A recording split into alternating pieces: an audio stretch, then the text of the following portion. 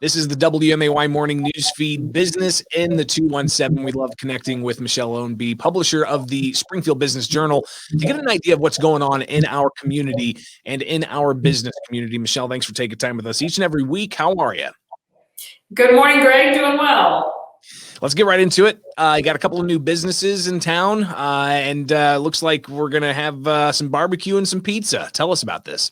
Yes, well, I'm a big fan of barbecue, and Mission Barbecue just opened yesterday over at 2401 Wabash. That's the outlot in front of the mall where the old Town and Country Bank used to be. You may remember, it was actually back in August of 2019, the Business Journal broke the news that that building was going to be demolished, and a group called Quattro Development out of the Chicago area was going to be putting up a new building for two new restaurants coming to Springfield.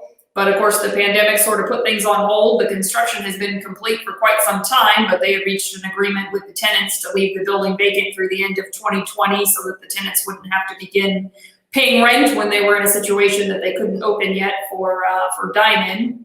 So Mission Barbecue is now up and running. They are a patriotic-themed barbecue chain based out of the East Coast. This is their first location in downstate Illinois, but they have another one in the works in Peoria that's scheduled to open next month. And then the neighboring tenant, Mod Pizza, based out of Seattle, should be coming soon. And they have a location in the works in Peoria as well. So a new foray into central Illinois for both of those chains.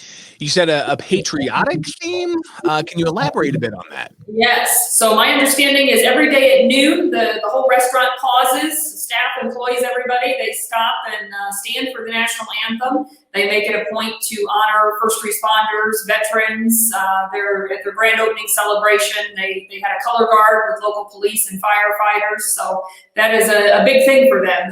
The chain actually launched on September 11th.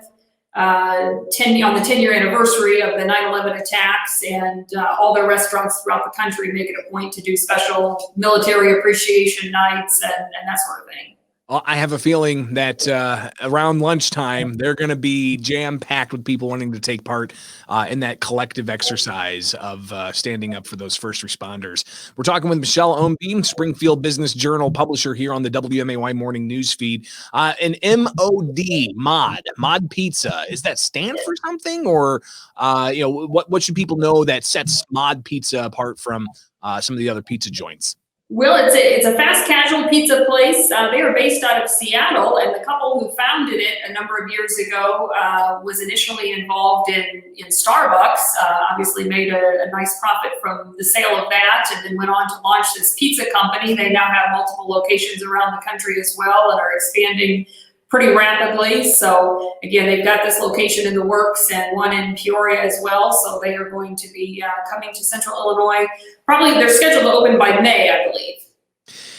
Mod Pizza and Mission Barbecue, two businesses that people are going to want to make sure they keep an eye out for whenever they open, and we'll get an update from Michelle Ownbey on when that happens, and of course any of the other business happenings here in Springfield. They've got their eye on it at the Springfield Business Journal, and we'll share that with you right here on the WMAY Morning News Feed. I'm Greg Bishop, joined by the publisher of the Springfield Business Journal, Michelle Ownbey.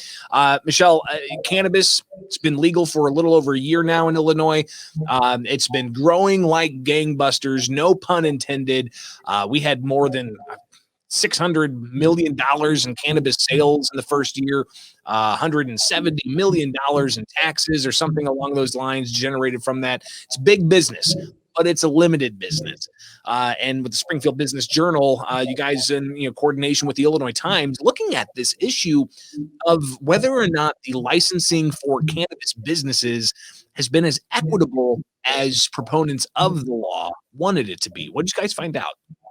Well, as you recall, when legalization first came about, the governor and a lot of others were saying that they were going to go to great lengths to make sure that, as you said, some social equity measures would be in place, meaning opportunities for minorities to take part in the business aspect of it, this whole idea that communities and neighborhoods that have been disproportionately impacted by the war on drugs would now have a chance to benefit from the legalization. As far as how that's played out from a practical standpoint, we really have not seen that. come to fruition. There are no African-American owners of any of the retail outlets or license holders. There was what they called the cannabis cleanup bill that was considered during the lame duck session that would have awarded about 75 additional licenses with the idea that it would be easier for more people to get involved. That failed to pass the General Assembly. They may be revisiting that at some point in the future, but as of right now, it is indeed a very big business. It's generating a tremendous amount of money, but it's really a handful of players and what I would call kind of the usual suspects that are controlling the industry. So we have yet to see that equity play out. And, there's some different theories here on how to exactly move forward with cannabis legalization and the licensing of those businesses. I think the Illinois law caps it at 500, but that's phased in after another, they let 75 applications get their licenses and move on that way. So there's going to be outcomes and consequences of either way the state goes, either making it more lax or making it more restrictive.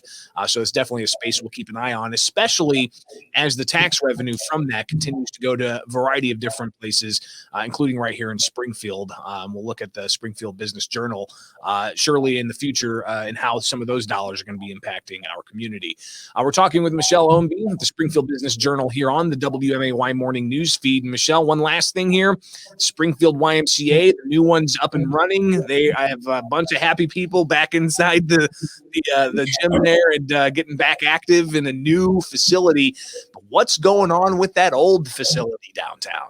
Well, that's gone by the wayside a little bit. You may recall early on in the discussions of the new Y when the project was first announced, there was talk that, the old Y would be torn down. The city would donate the land to the Dana Thomas House to look at potentially building a visitor center down the road. And I think that is still in play. But at this point, a few folks, some of the historic preservationists have come forward to argue that the old Y should be redeveloped rather than demolished. And it kind of plays into what we've been hearing lately about the TIF districts, appropriate use of TIF money and all that.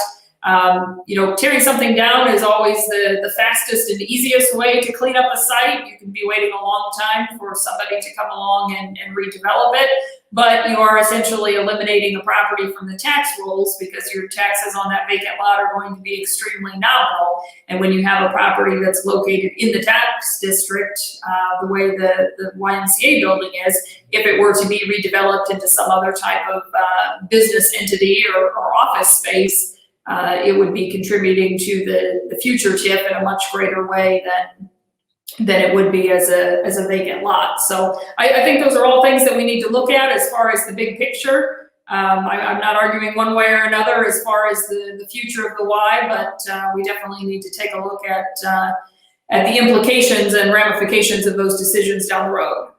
We'll definitely be keeping a close eye on that and other happenings in the Springfield business community with the Springfield Business Journal. Michelle Ownbey, publisher of the Springfield Business Journal. How can people pick up a copy and read some of the latest work your team's putting together?